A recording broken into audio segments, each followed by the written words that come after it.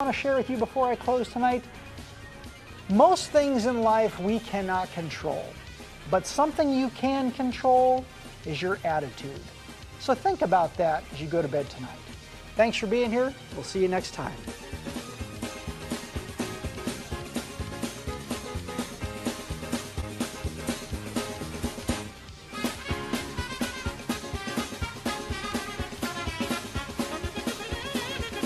And we are live. We're going early. I know you guys are in here waiting for the show to start. And I think I ironed out a few things. We'll see how it goes. I appreciate you guys tuning in, hanging out with us. And CAE is here. And yes, cookies. Please, more cookies. All right, well, let's get this intro going. Got to set everything up. I'll see you guys in 3 minutes.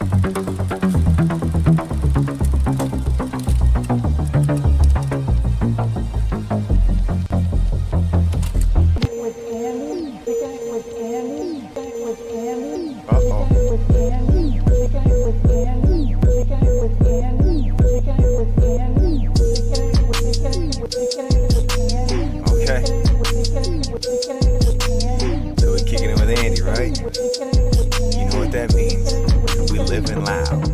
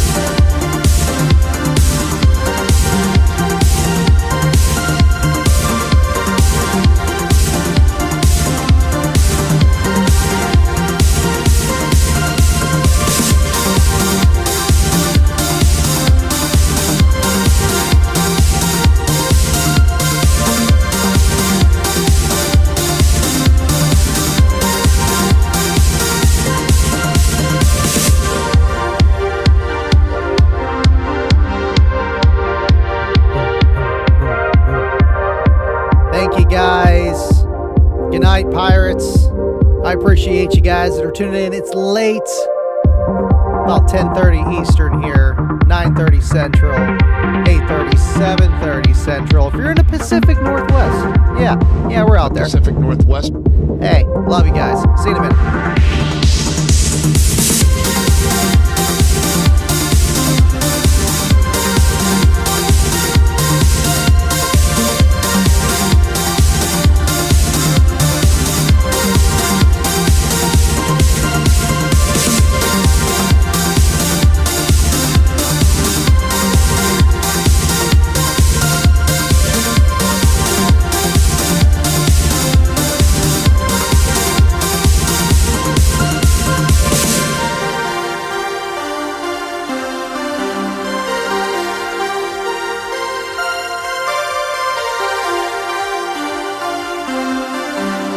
Livin Loud with Andy.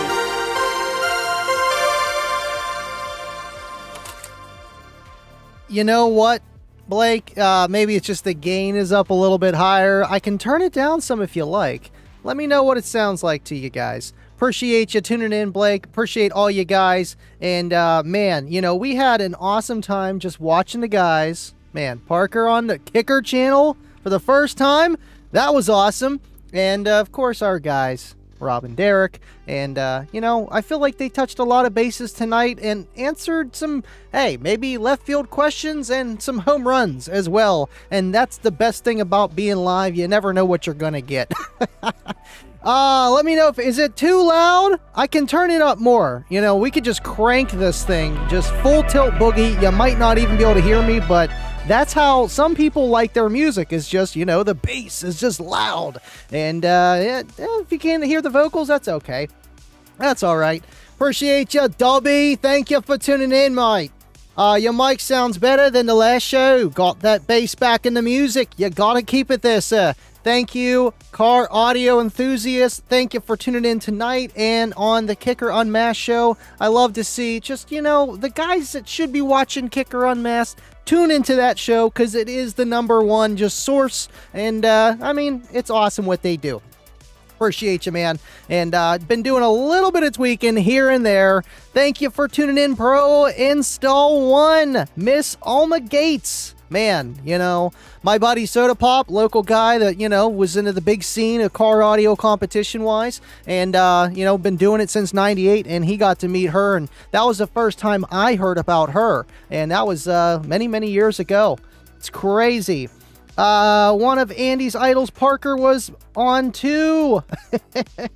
Thank you for tuning in, Meatbox.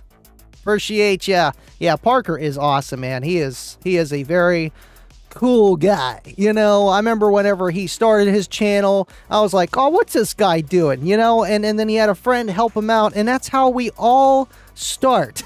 You get a friend to help you out or what have you. Sometimes you do it on your own, but YouTube, Google search, or just a lot of trial and error, man. A lot of it. Thank you, Bad Customs, for tuning in. Appreciate that you're here. And we got something green here. Oh, look at that. Livin Loud Club member. Appreciate ya. Oh, okay. So he gifted memberships. 10 of them. I see it over here. I'm glad I have that. There's a few extra steps I got to do. But man, this works. This is what makes time travel possible. The flux capacitor. Flux capacitor. Thank you, Brian. I appreciate you. And thank you for gifting those memberships, man. It means the world. And BT, Brian Townsend here, went to Surf City, giving out demos to, the guys, John Myers, and, of course, Bubba and Cornut, and a lot of people that went to Surf City up in the Pacific Northwest. And I'm just glad you got to share your system with other people. And the guys that tune into all the shows, how we all kind of got intermingled, man. And it's awesome. And thank you for supporting. Means the world, dude. I can't wait to hear it. I seen Bubba getting a demo. You doing some hair tricks with that thing. Just 212s, man. Just going to town, and that's awesome. Thank you, Brian. Appreciate ya. Let's see, Kyle. Thanks for tuning in, man. It seems a little bright in here. Is it me? Is it like a little bright? I don't know. I feel like it's just a little bright. Let's see if we turn this ISO down. Oh no, that's making it worse. 1,000. Yeah, maybe that's better. Yeah, good. Kyle got a pic in front of the old Kicker HQ somewhere like that old dude had, and I seen that at the end where he went there and visited. I think that was the second to last Kicker HQ, because then there was the other bigger white building that was their last one in 2005. But still, man, to be able to see all those in person and then, maybe go and check out the new one 15, 20 years later down the road, that's awesome, and I love how people contact Kicker and share those kind of stories with them, just because they have moved people in that kind of way, man, Okay, now it's coming up. It says 10 gifted. Object text. Oh, man, you can't win it all. You can't win it all. But you know what? Thank goodness for Streamlabs, and it shows it up on the top right. We will manage. Thanks for tuning in, Joe Keenan. Appreciate you, sir. Thank you for hanging out with us. Dubby. What's going on, Mr. Mullen? Appreciate that you're here, sir. Car audio enthusiast, let's talk about enclosure types, the goods, the bads, the pros and the negatives of types. Man, I love this question, and I know they asked it on tonight's show, like, what is your favorite type of enclosure type, or favorite type of enclosure? And Parker said 6, and, the other guys were just like, oh, I like this, I like that. And I feel like it is subjective, but at the end of the day, it comes down to what are your goals of your sound system and what kind of music are you pumping through those speakers, and how is that speaker that you chose designed to work best in. So there's a lot of factors on top of before you even get to what is the best type, what do you got to begin with? And to make it simple, ported, you're going to make some extra bass around, above, and below the tuning frequency of that port. And there's other variables alongside as well. Sealed, you get a better natural roll-off. You know, you don't have a hole in your box that's making the woofer move at certain frequencies, less or more. And whenever you have a port, it almost kind of acts as like, you know, almost another speaker in a sense on different frequencies. And that's why you get that gain. But then you have a more drastic roll-off because the enclosure has a hole in it. You know, there's just a lot of factors with that. And then when you get to 4th and 6th, I mean, you're kind of going with the same thing because it's either sealed or ported in the bottom chamber or rear chamber, whichever way you want to look at it.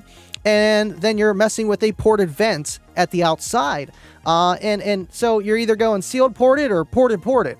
And, you know, there are trade-offs with both, just like how I said with the normal sealed and ported, and trying to make those two align very well, depending your goals. Again, back to that of just, you know, man, how am I going to play the system? Do I want to do windy stuff? Do I want to do this? What subwoofers am I using? How much power?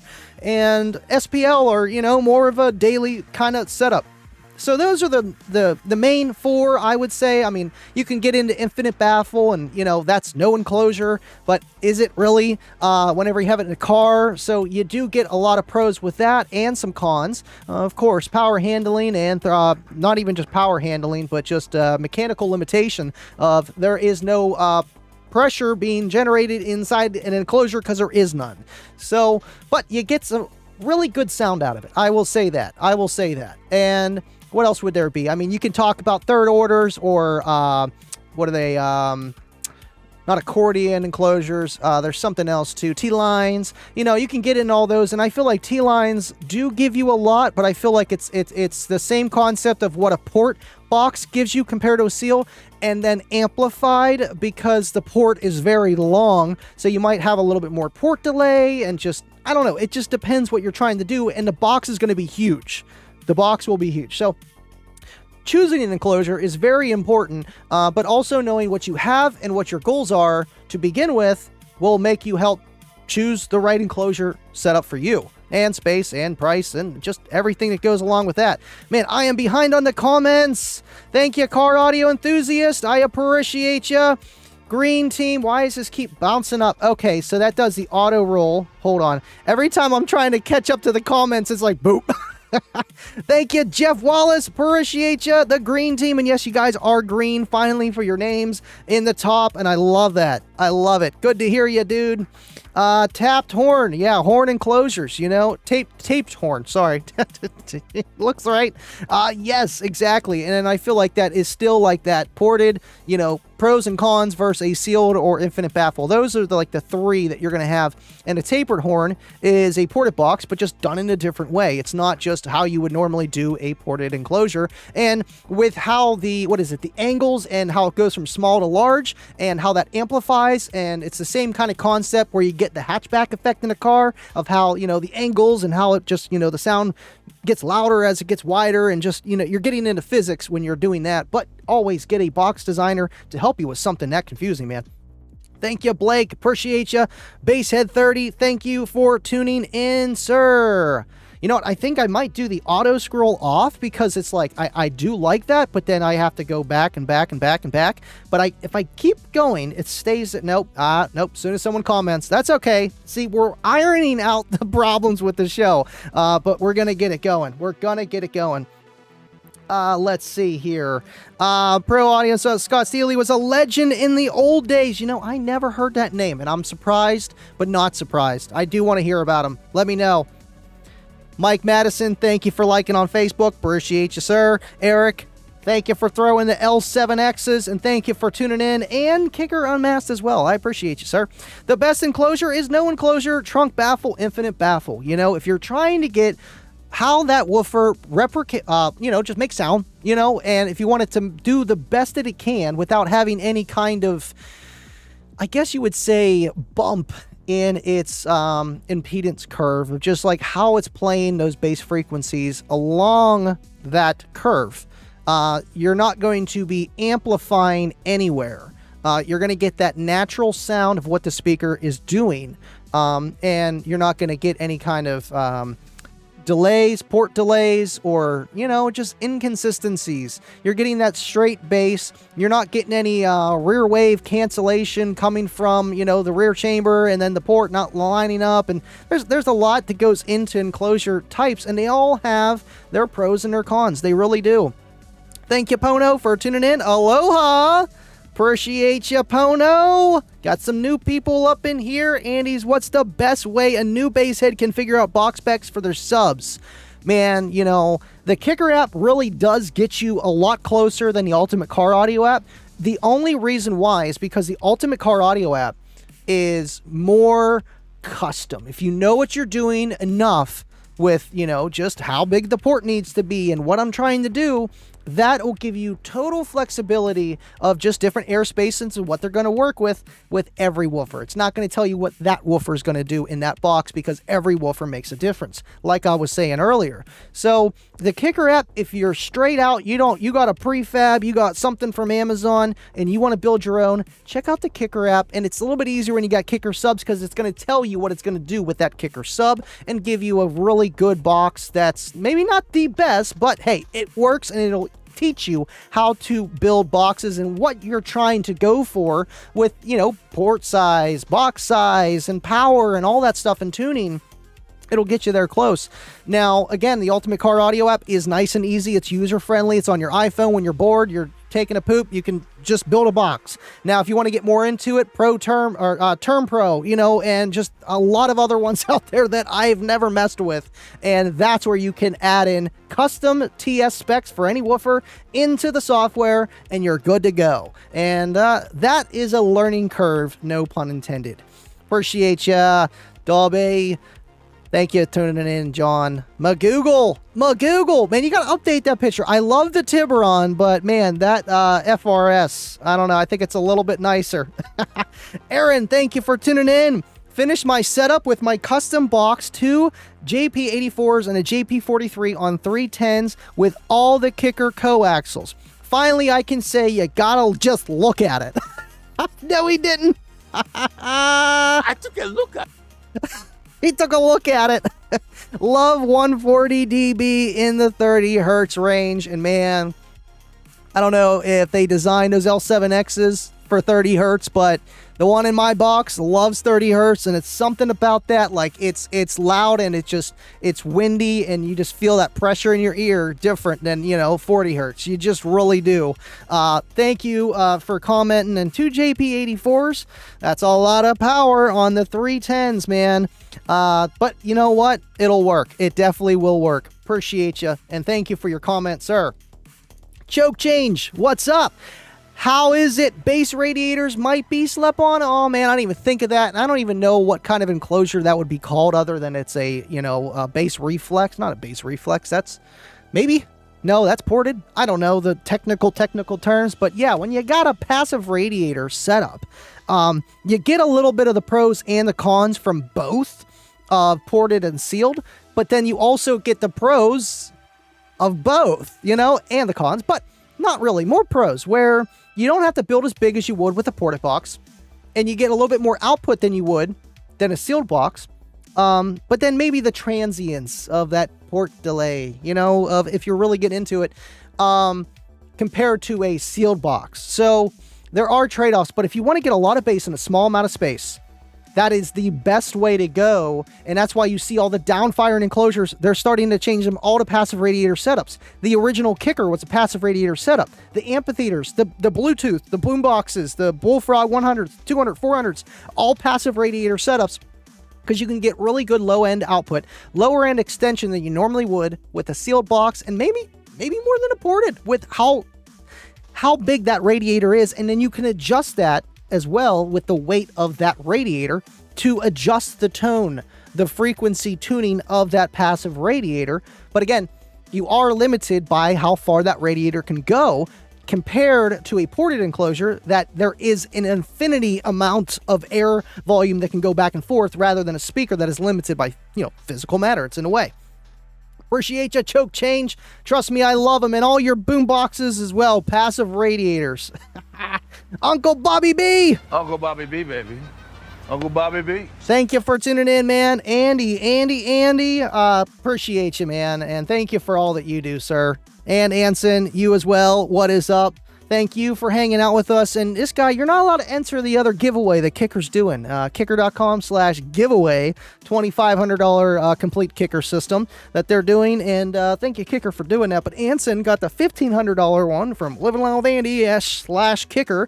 And man, I just appreciate that you're hanging out with us. Excuse me.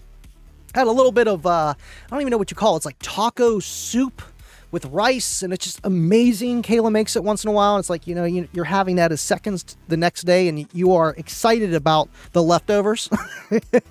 It tastes great. Let's see. WinZid ID. Yes, that's a biggie one, and, I've played around with it, and you really got to know what you're doing. I feel like now if I picked up on it, like just took a look at it, I could probably do it more now. I tried doing it like 3 or 4 years ago, and yeah.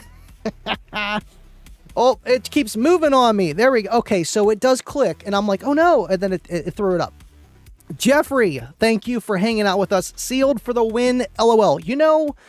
In most cases, sealed to the right spec with the right driver can sound amazing. And you'll be like, man, I don't need a ported.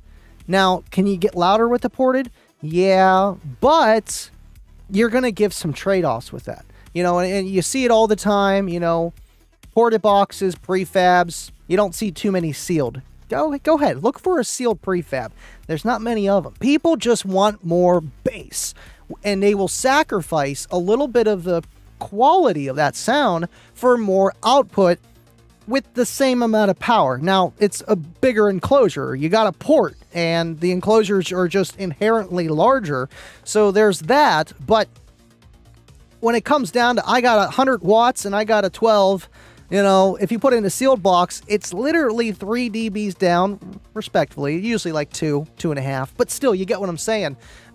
It's quieter, and you can tell a little bit of a difference. Sometimes more, depending how that sealed box is designed compared to a ported box. The ported box can be geared really for SPL, matching the vehicle, and it can be like 6 to 8 dBs louder than that sealed box, or even more, but it depends, again, on everything. It really does. But it's just where you're starting out with, just like where you're starting out with the subwoofer that you have, or amplifier, but mostly subwoofer, in your goals, it also makes a difference of, hey, how do I design this enclosure? Every factor is evenly weighted, some more than others, but you can't just skim out on one. Man, I got these duals and I want to do 60s. Yeah, you could do it, but probably at 55 hertz. They're not going to be ducking down into the 20s unless you got 40 of them,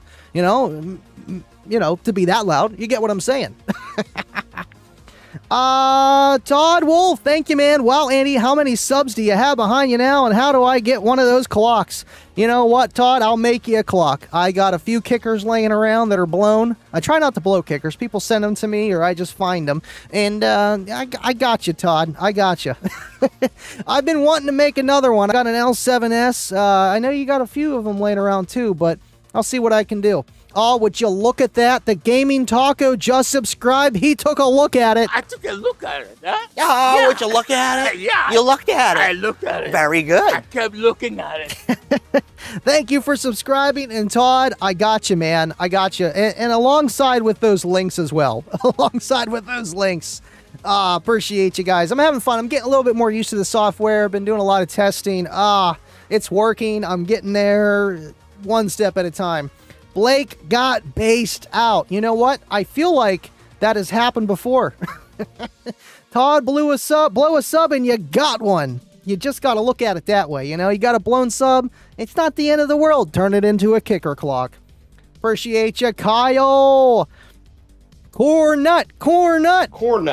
He is going with a sealed on his personal build this fall winter. Man, I love sealed boxes, and even in like hatchbacks, you know, you might get a little bit more of a peaky sound just because, you know, you don't got much space. You can't build a sealed box too big. 1, 2, the resonant frequency of the cabin is a little bit higher, and it's a little bit harder to get sealed boxes to play super low just because, 1, you got to build big, but 2, it depends on the FS of the driver and other small parameters and stuff of physical mechanics, mechanical mechanics of the driver, of how well it's going to dip down low, and electronical properties as well, I would assume too, because of just cone control with the magnetic field and voice coil and all that other fun stuff. So you tend to get a little bit boomier boxes with sealed boxes. Plus all the prefabs they make, you know, for sealed, they're pretty small. So you have to go out and actually build a sealed box around that medium range of what that driver is recommended to do, and get that total Q factor down just a little bit. QTC or total Q, one of the two, either one. You get what I'm saying, of the sealed enclosure.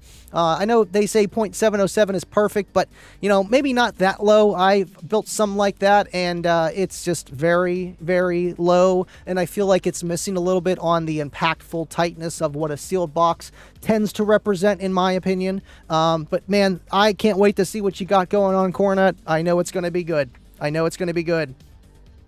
Let's see. Paxton Norton, thank you for hanging out with us. Best infinite sub box from Kicker. What's your opinion, guys? You know, they have the... Oh, what is it? It's their new downfiring. I mean, if you want to go with something that's all in one, they have the downfiring, powered downfiring box, or with a passive radiator. But infinite baffle. I feel like Kip has mentioned it. I thought of it as well, just because with infinite baffle, you don't want to use an L7X. Okay, it just doesn't tend to work as good. Could you do it? Sure. From what I understand, is the Comp C and the Comp. Kip said Comp C, so I'm going to take his word to the bank and say Comp C. I got 2 of the Comp Cs up there. They're the black and yellow ones. Here, I'll let you take a look here. Hold on. I'll let you take a gander at the Comp Cs. I'm sure you're familiar with them, but still. Come on, that duct tape hood won't let me zoom up. Come on, you can do it. No. There we go. The tape gets stuck. I have duct tape hood for my lens. I mean, it works. I just got to move it. But you can see those are the Comp Cs, and supposedly those are the best for infinite baffle. Now, in my opinion, as well, like just from what my use of them, I never put those in another box. Those have always been in there. And the one in Cornet's box, I never took that out either. And that's an imported box, both ported. But I have tried and true, tested every situation with the ones from Walmart. The entry-level Comp, just, that's it. And I feel like they would do very well in infinite baffle. Now, they don't have a ton of extension, like Excursion. But could they work for that? I think that they would do very well. And maybe that's why Kip is recommending leaning that way towards a C, because they have more power handling.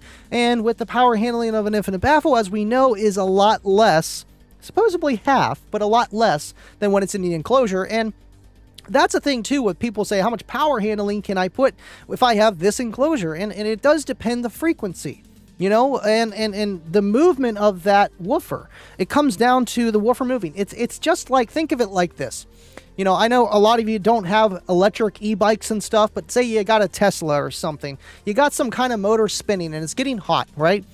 When you're just sitting there and it's getting hot, it's not cooling off. But when you're driving down the road, or like an old air-cooled motorcycle, you know, you can't sit at lights too long and things starts to overheat. You got to get it moving down the road and it stays nice and cool. And that's the key with that. Yes, you can run into mechanical limit with infinite baffle, but with just speaker cooling in general, it depends the frequency because of how much it's moving. Not the frequency itself, but because of how much it's moving, if it's going to be able to cool properly and fast as it can.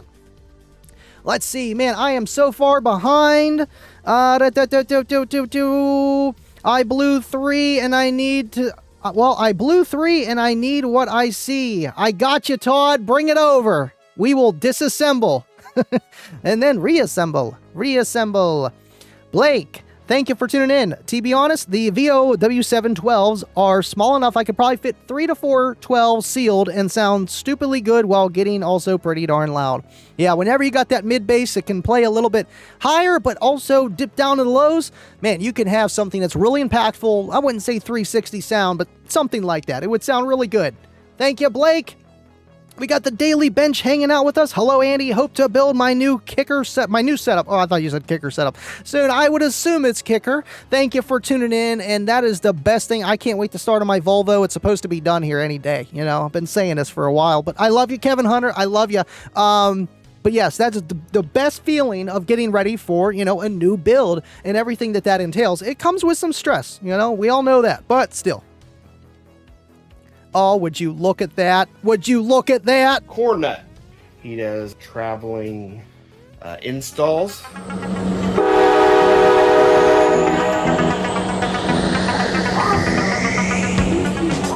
Thank you, Cornut, for gifting a membership to someone to be part of the green team. And if you're part of the green team, you'll see on the bottom there on his name is green. It is green. We are officially the green team.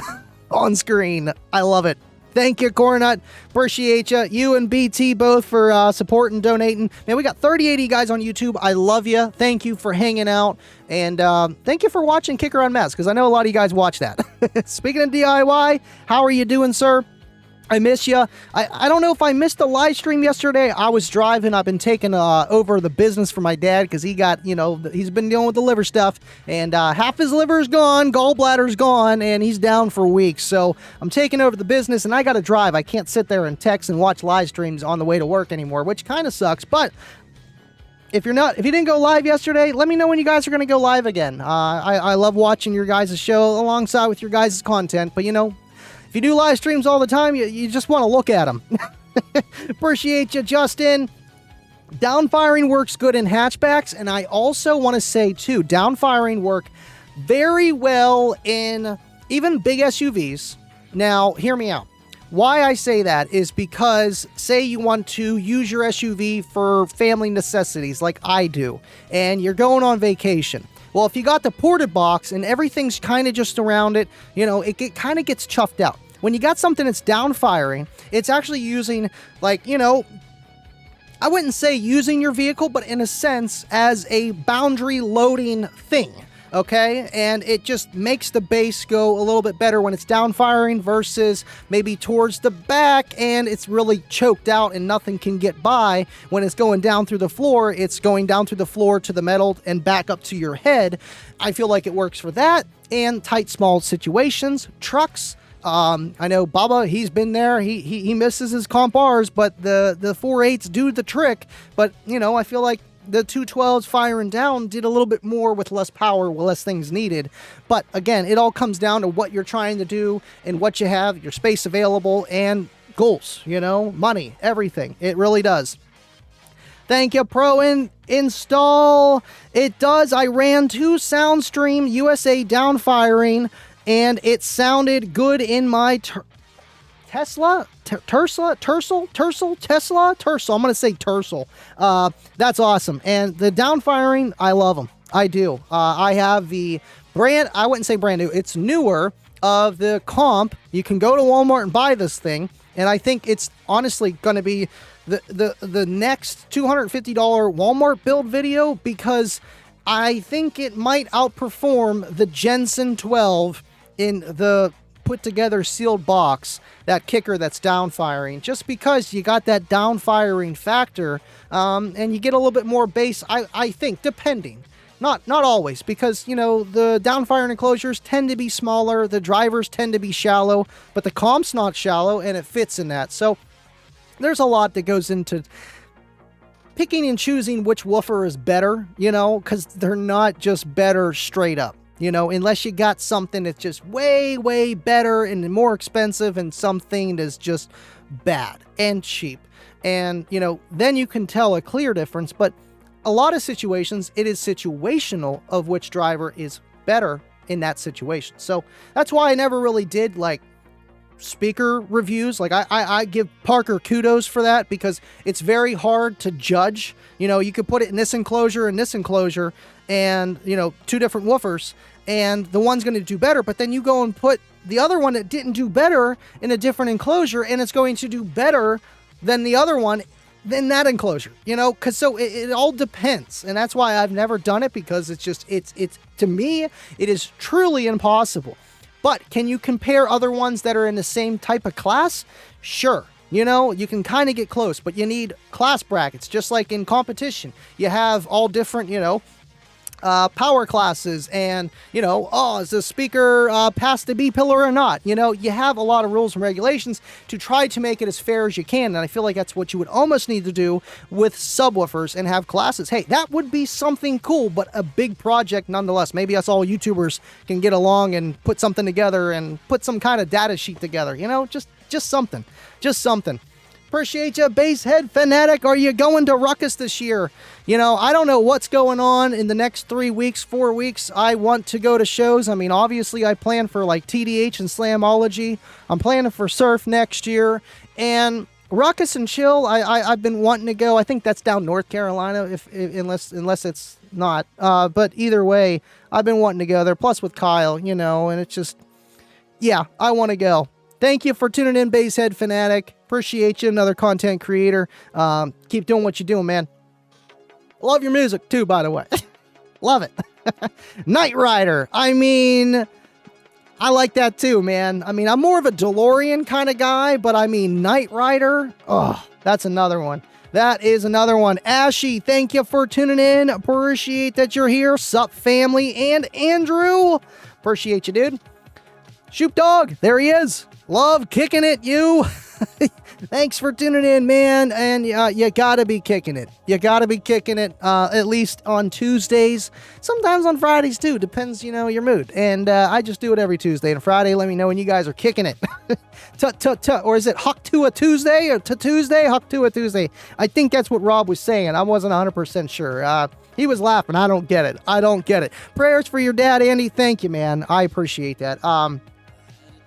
Really, he's doing good, but you know, with any kind of health stuff, you never know, and I'm just happy he's chugging along. And my mom, she's doing well. She had her reconstructive knee surgery, and she's walking around, but you know, that's the whole thing. So she doesn't drive anyway. She can't drive, and he's not allowed to drive. So gotcha. Gotcha. I told my dad, I was like, hey, you know, if you need the moped, we gotcha. Okay, an old school tiny Toyota. Gotcha. Okay, so it wasn't a Tesla. You know what? I think you that might be overseas, and I know Double E Electro would probably know exactly what that is. He probably had one in high school. Thank you for tuning in, Bad Customs. I had 4 of the old Comp VR Silver Cone 15s. And those are the ones that Scott Dilbeck loves. I have 2 of those, but I never really got to play with them that much because I got them second-handed, and they were cooked. Motor shifted, cracked cones. I tried. They worked. They sounded good for how bad they were in shape, too. Awesome subs. In a ported box in my 1990 square body Suburban on a ZX 2500.1, and it was insane. Broke the windows in the rear barn doors twice. Yeah, those old Suburbans, they got the barn doors and everything. And 215s, man, especially, you know, if you're tuned a little bit higher, I feel like you do a little bit more, I wouldn't say more damage, but it's different damage. Whenever you get way loud at low frequencies and you don't have like a wall or something, yeah, your hatch is going to break. And if you got a wall, your door latches are going to break. But when you play the higher frequencies, you know, it's more like windows. Like, I don't know what it is. The guys that are playing 20 hertz doing 160s, I mean, I don't think they're breaking the windows quite as much. Now, with Wasted Information, he's playing, I wouldn't say low 20s. Like, he can. He can play down to 15, 13 hertz. But his loudest is probably like 27 to like 34. Like, it could get up there. And that window is just, it's the weakest link. Everything else is strong. And you got those doors shut. The pressure's always going to go towards the weakest link. It really is. And I believe you, man. I believe you. I put a little crack in the pilot, literally just from the side quarter panel in the rear, flexing so much. I got a little crack in there. You know, quad box, you know, wasting information. Are you talking about the new loaded downfiring kicker box?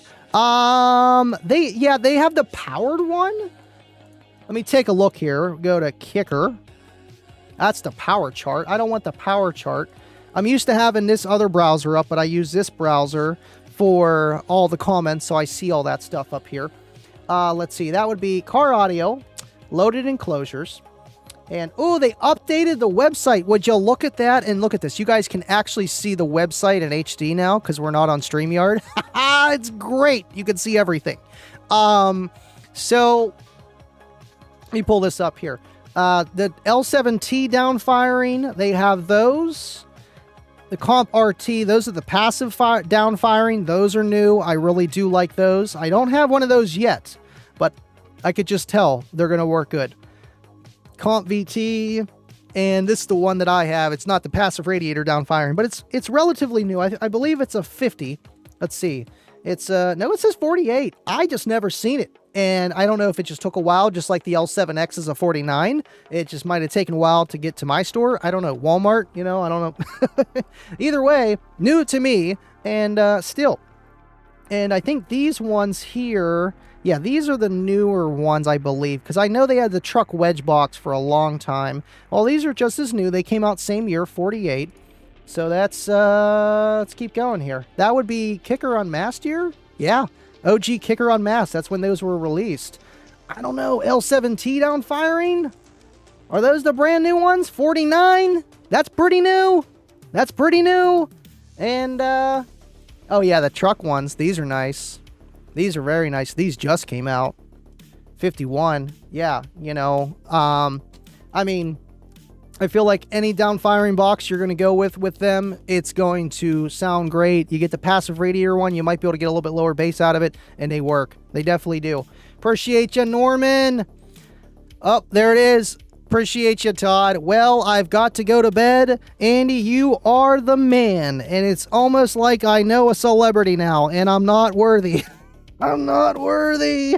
I came a long way since I met you a few years ago, man. I'm just happy that you're still hanging out and you're around. And, whenever I came up to you, I was nobody either, man. Just that guy that ran Kicker that nobody liked, Oh, this guy runs Kicker. Come on, man. And I seen you in the lane, and I'm happy I gave you help. And I'm just, the person I am, and you're the person you are. And thank you for tuning in. Get some sleep, sir.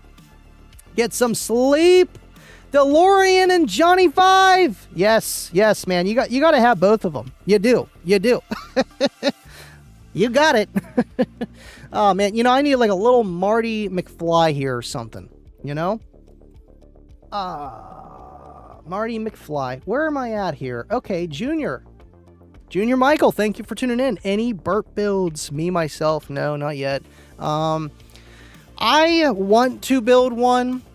You build small, you build the port big, you tune high, and, you have the port on the outside, and depending the vehicle, the orientation, and just, there's a lot of factors that go into it.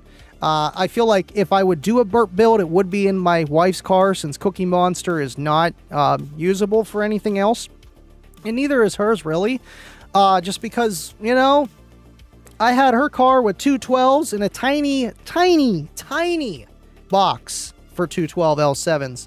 I think it was literally like that 0.88 sealed each, like lower. And I put 4,000 watts, 2,000 watts to each one of them. And it did a 48.8 in the sealed box. Not the best, not the most efficient, but that's stupid loud. In this little box, it was this skinny, this tall, you know what I mean? And like just wide as the woofers. So that's like the worst way to do it. If I would have made that box, because it was just a truck box, that's it. And I cut the holes bigger to put L7s in there, and it worked. And, I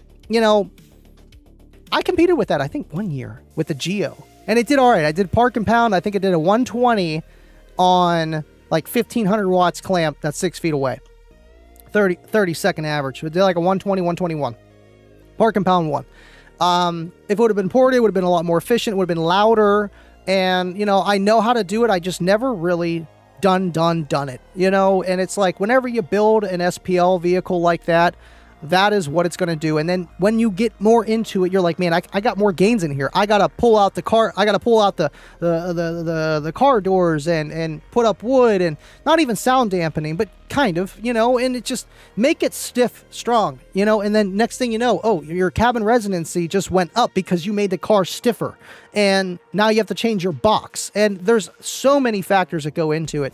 Nothing yet. I would like to do it one day to say I did it, and I think it's the coolest to do it in small classes, because, if you do like a 50 on 250 watts, they're like, what are you doing? What are you doing there? Let's see. All right, how long have we been live for? 42 minutes. I literally have a timer up here now because the way I do things, it does not show a timer. It's like, oh man, I need to know how long I've been on here, because if not, I will be on here all night long. Reassemble, car audio enthusiast. Time for questions. More questions. Input. Legit question. Got a Kicker 1200.1 that keeps cutting in and out when I turn the radio up.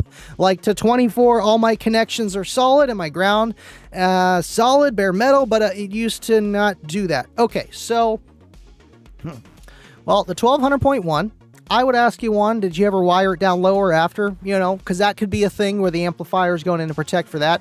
Also, check your, well, let's see, how about your power wire? I would just start from the front to the back. I mean, just to look at everything anyway. Check out your alternator. Check out your alternator connection, your top post terminal for that. Your charge wire, that I don't know if you upgraded that or not. If it's stock, you won't have to look at it. But check out the battery terminal itself in the front and look at every connection there with the fuse. The fuse could be melting, or if it's not doing it then and it's doing it now, I would maybe take a look at your battery. If you just got the one under the hood, then take a look at that. Let it rest overnight, a whole night. Check it in the morning. And if it's below 12.4 and it's lead acid, it's probably time to get a new battery. You should be sitting around 12.5, 12.6, 12.7 for lead acid, 13, well, 12.8 is pretty much the lowest for an old AGM.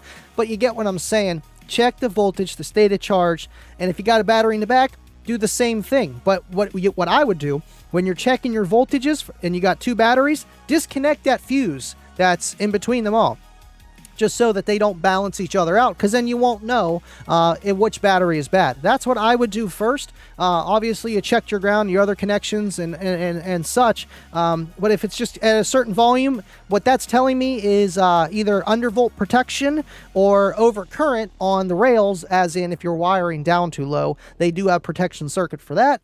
And it also could be something weird where it's like, you got your RCAs, something's loose, and the bass just hits a certain way, and it knocks it loose. But if it's going in to protect, I don't know if it would do that. I do know if you do something with the RCAs, it can go in to protect as well, by grounding them out weird or something like that. But again, that wouldn't be just from turning the volume up. So I would just take a look at everything and get back to me, man. I got you, Matt Cook. Appreciate you. I will be here Friday.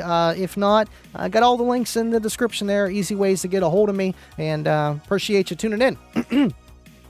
Let's see. All right, so I can go like this, and that pulls that away. Cool, so I don't actually have to click on another comment, but if I want to, I can. All right, cool. Let's see, where are we at? Aaron. Oh, there it is. Aaron Roland. Thank you for tuning in. I need a drink of water here. I want to set up my Dodge Magnum as a tester for enclosure setups. I want to get loud, low with something small, and I believe... just don't believe it. Right. Dodge Magnum. Yeah, it's pretty big. And, loud and something small. With a larger enclosure, larger vehicle, you're inherently going to have a harder time producing bass that's coming to your head because you have to fill more cabin.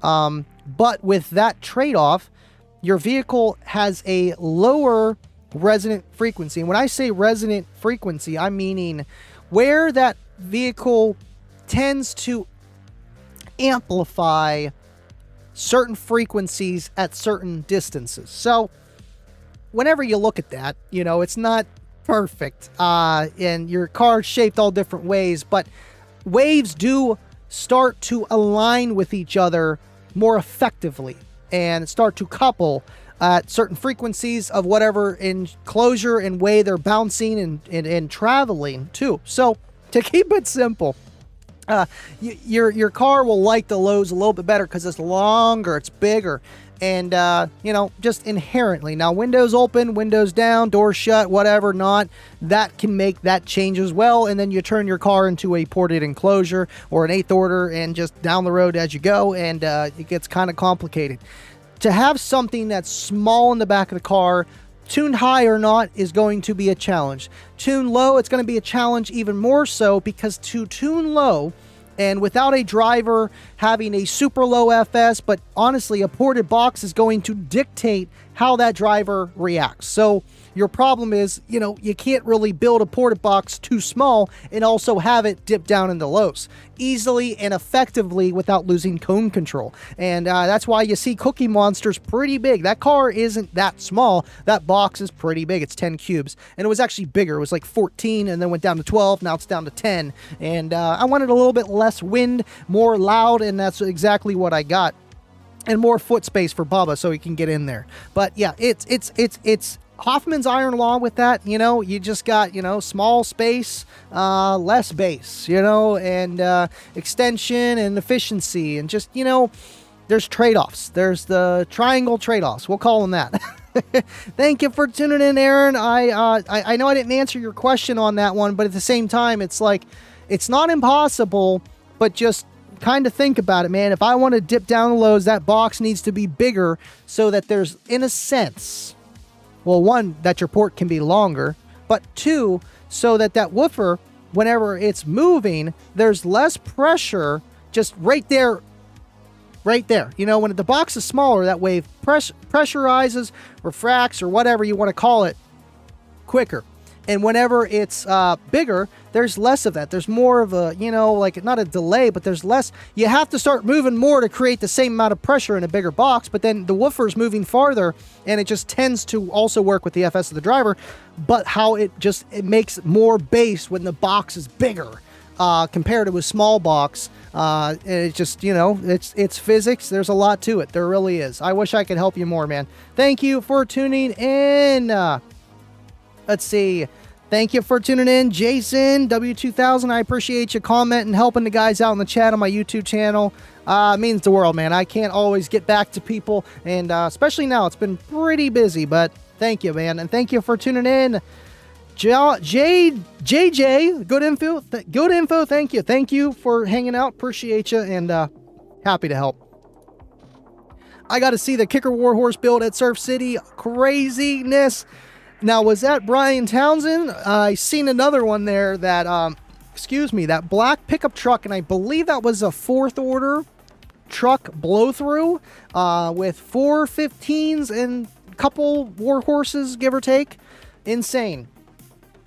Let's see. Pro install even further behind than it was Sunday night. Oh, in the comments. Who, me? Who, me? Thank you, Kyle. Max says, yeah, I used to be able to cut the gain up a lot with it, and now I can't without it cutting out. Maybe even the wire too. Check on the ends. If it's corroding, any additional resistance in that line is going to create more of a voltage drop because the resistance is higher and it has the same amount of current being pulled through it, and the resistance is higher, so the voltage is going to be less. And that's whenever the amplifiers, tend to go into undervolt protection.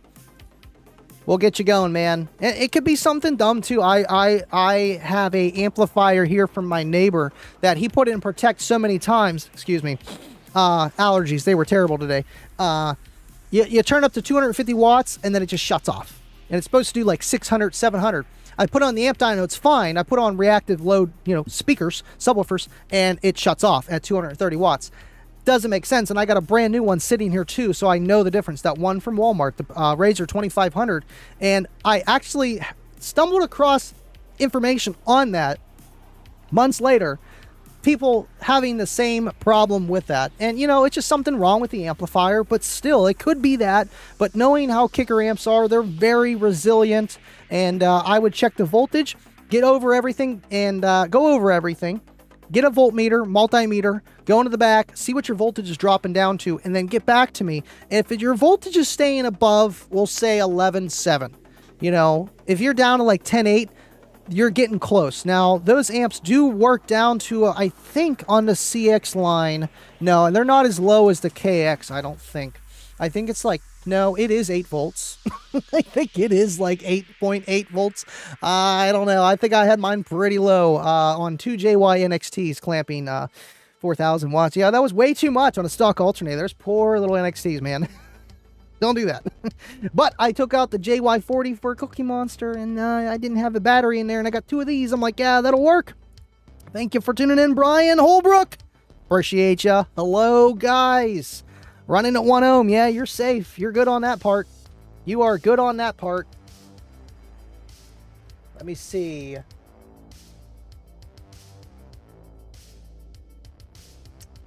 I was just making sure I wasn't behind on the comments there. Yeah, because I'm looking over here. We're looking all right. We got Jason's there. No, this one's behind. There we go, because this is the last one right here. Bobby B. Justin. Let's talk about mixing AGM and lithium. Ooh. What time do we got? 53 minutes. All right, cool. Let's do it. All right, so mixing any kind of chemistry is not going to be ideal. Mixing an old battery with a new battery that's the same chemistry, not a great idea. It's the same concept. You're going to have different voltage ranges, not ranges, but voltage differences. So if you have an old battery, you'll say they're both AGM. You know, the old one's sitting at 12.7, the new one's sitting at 13.3, brand new, right out the box. They're going to bounce down to like 13 volts. And that's constantly going to charge the old battery above its natural resting point because it's exhausted. It's got cell degradation, you know, sulfate and all that fun stuff built up. And with the new one, you're constantly pulling it down. You're constantly draining from that battery. And with any battery, you have a select number of cycles depending on the chemistry. So you're doing micro damage to the battery by just having it connected.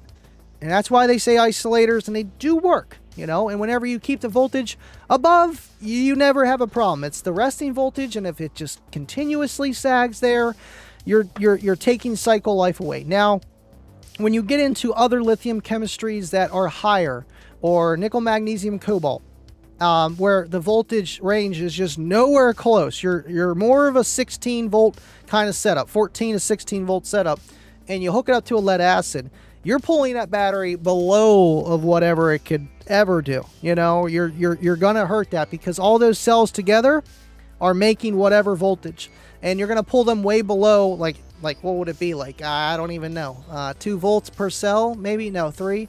And you know, I mean, 3s I guess is okay, really, technically for lithium ion. But you know, you're still. I wouldn't recommend it.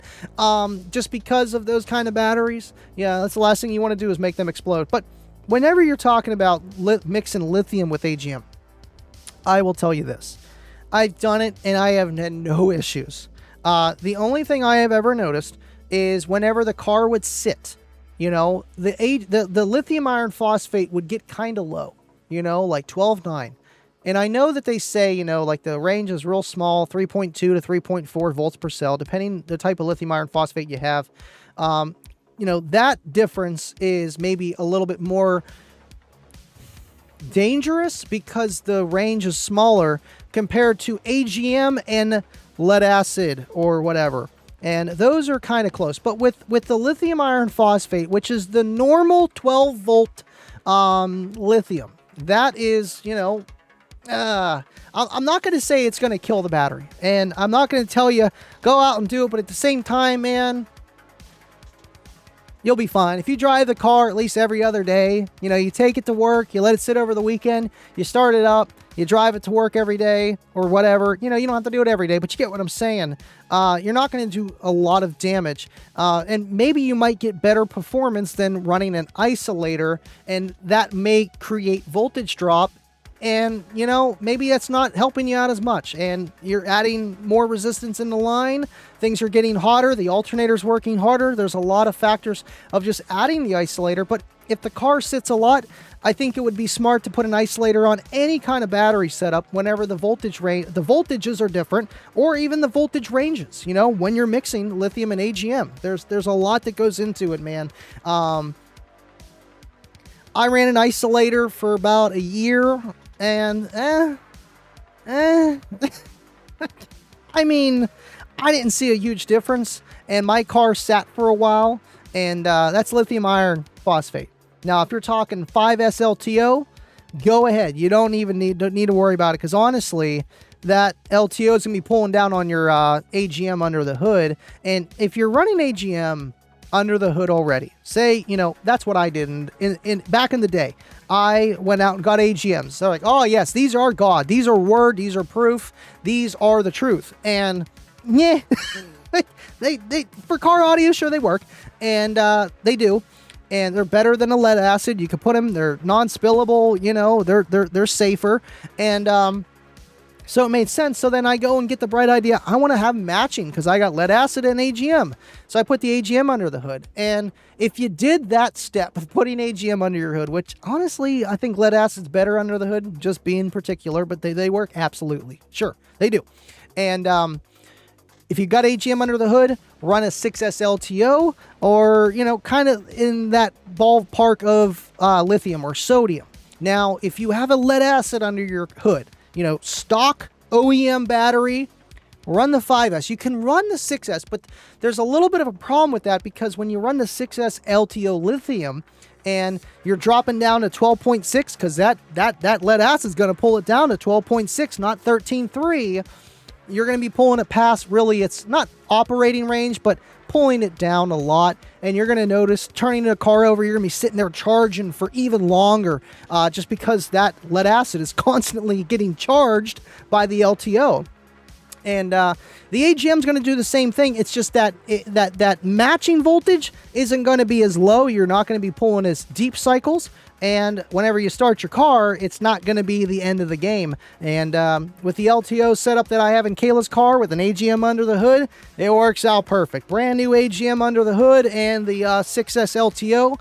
And most of the time I start the car, I'm still sitting at 13.8, you know, and it's okay. Now, over time, sure, it'll drop down to 13.3, 13.4. But again, you know, it's okay. I'm just mixing lithium batteries can be very, very hard to explain to somebody, but it's just like, man, if you drive your car every day and you don't mind about doing like micro damages, just send it.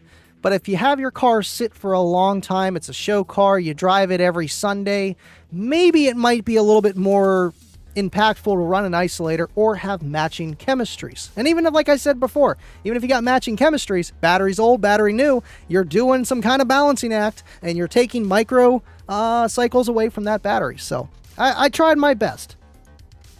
Thank you, car audio enthusiasts.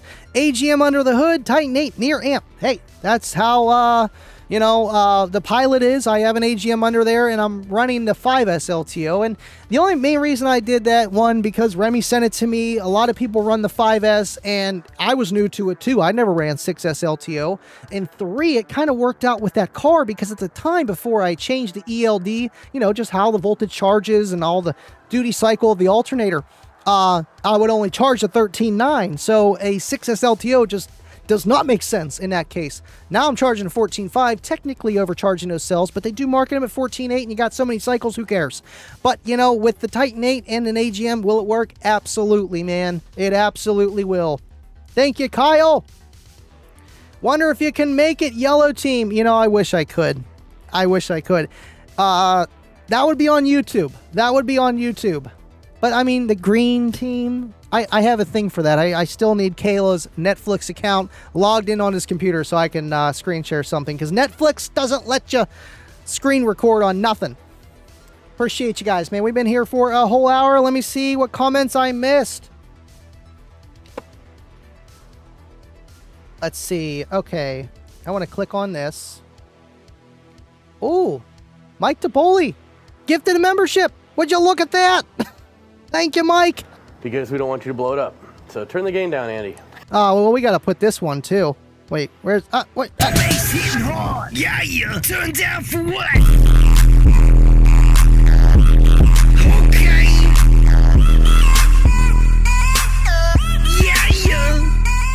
Thank you, Mike. I appreciate you. Hope you're doing well. Hope the pasties are holding on. Daily Bench says, I have an AGM under the hood to make sure it's good enough alt to fully charge it. Make sure you have a good enough alt to fully charge it. You know, an alternator will charge a battery. It's just you're going to put strain on the alternator if it's very dead without spinning it faster, like an air-cooled motorcycle or a woofer moving. It's the same concept. That's why they say don't charge with your alternator with a dead battery, because you could overheat the alternator. You got to rev that thing. Get that fan spinning. Thank you, Kevin Shannon, for liking on Facebook. I wish it would show the likes on like the Facebook page, Kicker Club, because we are everywhere right now. And it only does it for the Livin Loud with Andy stream, which, it works, but you don't see them all. You don't see them all. You want to catch them all, too. You do. Do a battery delete or ultra cap at that point, and right. That's why I finally went and purchased the SB Superbank 500 from XS Ultra Capacitor super capacitor under the hood, so I didn't have to worry about any resting voltages. I actually still had my isolator in there, and then I go to turn the car on, and it just didn't work. I'm like, wait a minute. There's nothing here, because I didn't have the isolator. I was unhooking everything to get ready to run it, and it didn't do anything because it's not a battery. It's not a battery, and it's just funny how that works out, and all the head unit, everything was reset. I'm like, oh no. Would you look at that? Would you look at that? Face Kicker. These days, with the capacity of lithium, it's simpler to just do a battery delete and go sodium or skib, in my opinion, than try to find AGM compatibility chemistry. Right.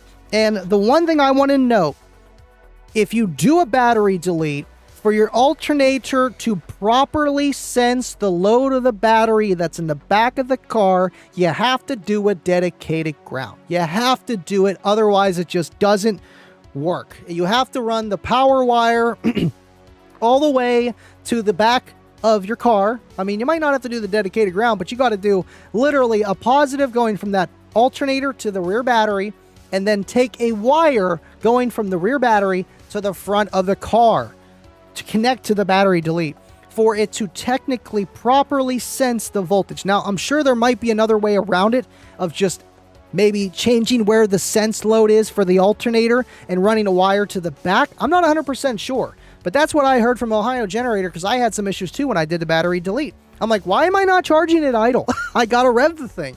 It's not working. I'm charging it 12.8 at idle. It's not charging. There is an issue here. But right. The battery delete, when done right, 100% works, man. Thank you for tuning in, and appreciate you. Look at his name. It's green. Would you look at that? Would you just look at that? Thank you, Blake. Thank you, Blake. You'd be sitting at 0.5, the 2 ohms, which is way too low, basically every amp out there. Let's see. If you have lithium in the back, there's no reason for AGM under the front, and I feel like people just don't want to do the battery delete, pull out their battery under the hood. Right. Keep with the lead acid and isolator and lithium, or just do the battery delete, or just, there's... I hate telling people, oh, you got to do this. Don't do that. Do this. Because there are a lot of ways to get to the same place, but there are shorter paths to get there. And maybe just doing that in the beginning is the best way to go. Let's see. It's dangerous. Thank you for tuning in, Dan Jones. He's wired a 1.33 on the JP43, tested on multiple songs that range from 2 to 8 ohms. Where would I rise? 0.33, rerunning the same subs. Now, the impedance, the resistance of the speakers make it react a little differently, even though whatever, but mathematically, like how Blake was saying, yeah, 0.5 to 2 ohm. And say if you, okay, an easy way to explain this too is, say if you know how your box works. Say you got a pretty efficient box, 2 to 4 rise is normal, right? And that's why you say in 0.5, like 0.6, whatever. Either way, you're still below that 1 ohm, actually stable load resistance. So whenever you have that, think about it like this. Your speaker's moving all over the place with different frequencies. It's moving more, moving less. Usually whenever it's moving more, at low end, below the tuning of the enclosure, that rise, that X factor starts to drop. And you're becoming less efficient. And the woofer starts to move more. And there's a lot into it as well. It's not just that, but you kind of get what I'm saying. So if you start unloading way farther than you should, say you're playing 20 hertz, you're tuned to 32, and you're just unloading, that's when you're going to see that half ohm, you know? But if you stay above like 28 and you stay 28 to 46, you're never going to really see below 1 ohm. Now, if you go to 70 hertz, it's going to be the same thing. That efficiency is going to drop, you know, of just the enclosure, that X factor of rise, and you're going to see that half ohm or below 1 ohm load. So I do it with my setups of I have a, you know, subsonic set in and a very, very, very low, what would it be, low pass? Yeah, no, high pass. Yeah, very low high pass. Just so that it plays like literally what I want it to do and where it's the loudest at. So it would be like 30 to like 50 hertz. And that's it, because that's where the enclosure is good at. So if there are any kind of weird spikes in, you know, a drum kick at 80 hertz and it's somehow getting in there and it's too much power, because, you know, just how that works, and the rise is low, it goes poof, it shuts off. That doesn't happen. And subsonic, just so, you know, you don't play way, way, way low frequencies and the amp doesn't shut off. So that was my last track for the music. So I think we're almost done here. Yeah, we are at 108 and I forgot to reset it like I usually do. But whenever you wire down, yeah, you can be fine. But if you get a little carried away, you try a new song you're not familiar with and that 20 hertz comes out of nowhere and then your amp goes in protect and doesn't come out, that has got to be the worst feeling. Volvo update, you know, I went down last week. I went down the week before. I am not going down there for a while. I know it'll be done, but, you know, the guy himself said he's going to do it. He was having a little bit of issues with his worker doing it, calling off. You know the deal. That's how I feel about it. I wouldn't ever wire below half ohm unless the system was super well dialed in. And that's the point of the dialing in that I was just talking about. Dialing it in and playing where you're supposed to. Just because, you know, you're going to have box rise, okay? Box rise. Yeah. Box rise. And Blake knows all about that. And I know a little bit, you know. They used to make fun of me, you know, whenever I first started this stuff, because I started talking box rise. You know, that's when it was cool to make fun of people. But hey, it still happens nowadays, just, I don't know, just with brands, which is funny. I do want to talk about that. Is, you know, it doesn't matter the brand, but I'm looking at like this. Okay, you went from a smaller coil to a bigger coil, and you're not surprised that the SPL score went down without changing everything else to accommodate the new driver. You just threw in new drivers and like, oh, it should be louder. No. But can it handle more power? Yeah. Can it be louder and taking more power, needing more power, but being able to be louder than the ones that have smaller coils? It depends. The efficiency of how that driver works. Well, we'll say in this case, drivers.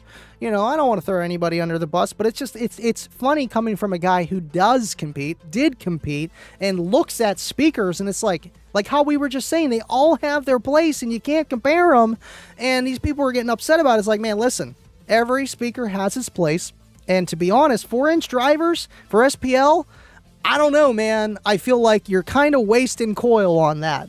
You're wasting coil. Can it handle a lot of power? A lot more than a 3 or 3.5? Absolutely. Now, is it going to be the best watt for watt? Maybe. Maybe not. You know, and it all depends too, because just a lot of factors. But what comes down to the end of it is bore and stroke. That woofer moving. How much air are you moving? Is it going to take less to do that or more?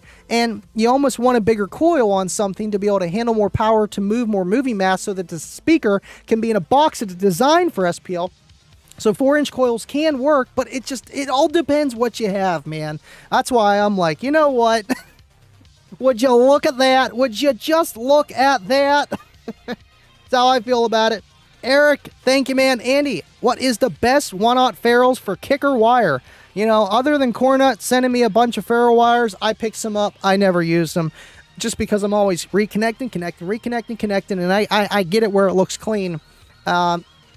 They work, but, you know, I don't know. The best ones, you're going to ask Cornut, a.k.a. the caboose here. Either way, if you buy it for really cheap, you're probably going to get cheap connection results, higher resistance values. Maybe copper would be the best, but I don't even know if they make copper ferrules. I would think they would. And that would probably be the best case scenario to have the least amount of conduction lost. You know, less resistance because of an added connection. But you might be able to get better connection because you're sandwiching that in to the individual wire. Since you have so many wire counts in there, you know, they're all connected there and they're all connected to that. You might get a better connection point rather than just twisting into bare, you know, wire. So there are trade-offs with that, but you got to do it right, just like anything, man. You really do. Thank you, Eric. Appreciate you. Thank you, car audio enthusiasts. I know it's getting late. I'm going to let you guys go. Love you guys. Appreciate you, car audio enthusiasts, for tuning in, hanging out with us. We're going to go with Blake here. 4-inch coil needs a lot of motor to keep up, but they absolutely can keep up if they're well designed. The cheap 4-inch coils on the market are absolutely not worth it. You just got to look at that. Oh, look at that. That's the way to do it. Thank you, Blake, and I believe you on that. And best ferrule 2-aught and the one with the isolators, the 1-aught oversized. See ya, Pono. Appreciate you. Kyle, thanks for tuning in. Eric, everybody, I love you guys. We're going to turn on the auto comments, and I will see you on the next one. Face kicker. Man, I'm tired of looking at Facebook trying to stream with all this stuff. I know some of the motors with the strong 8-layer gaps, but at the end of the day, they take more power too. Exactly. You need more with more moving mass. Thank you, Cornut. I use the ones I buy from Sky High eBay store, the ferrules, and I got to keep that one up there. They're copper as far as I know, just plated to be pretty. Would you look at that? Appreciate you, Cornut. Thank you, everyone, for watching. I will see everybody Friday. And look at those logos. Just look at them. I'll see you on the next one. Stay living loud.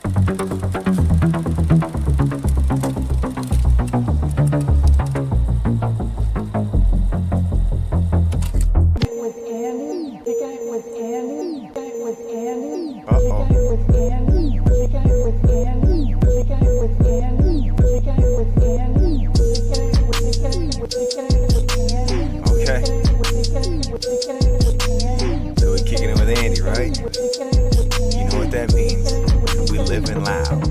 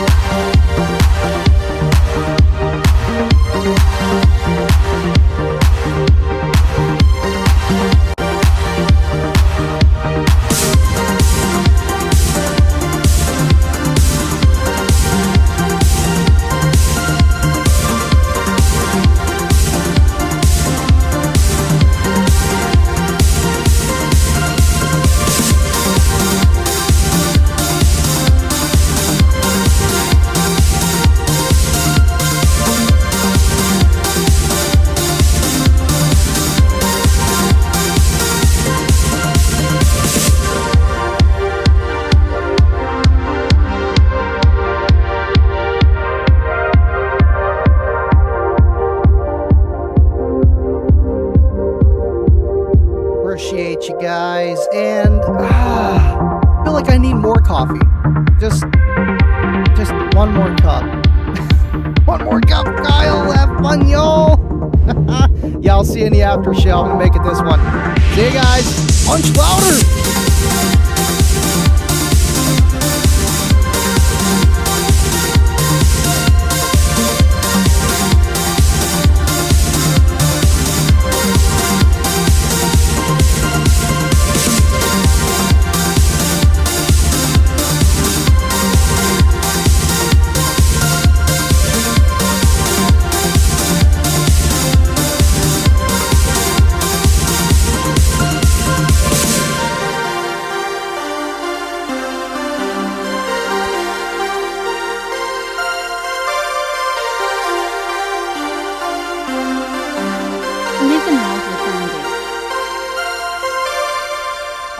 would you look at that? I heard it. And yeah, the audio might sound a little bit louder just because... Oh, where's it at? Why don't I see it? I don't see it. I heard it. Would you look at that? It's got to be Cornut. Unless it was Bubba. Wait a minute. Wait a minute. Since Kyle flexed. Wait a minute. I don't see anything. Where's it at? Oh, come on. There it is. Bubba became a member. Oh, would you look at that? That's what that was. Would you look at that? Did Cornut do it? I don't even see it. Come on. Where's it at? Oh, no. We got to get this. Oh, no. Oh, no. I just lost that now. Oh, no. Oh. Fixing the quirks. But yeah, man, this system is awesome. Would you look at that? I'll see you guys on the next one. I mean, we might have to give that one to Baba. I just don't see it. I don't see it. I'm going to have to fix that. That is getting fixed. Oh, there you go. Would you look at that? Thank you, Baba. Love you guys. See you on the next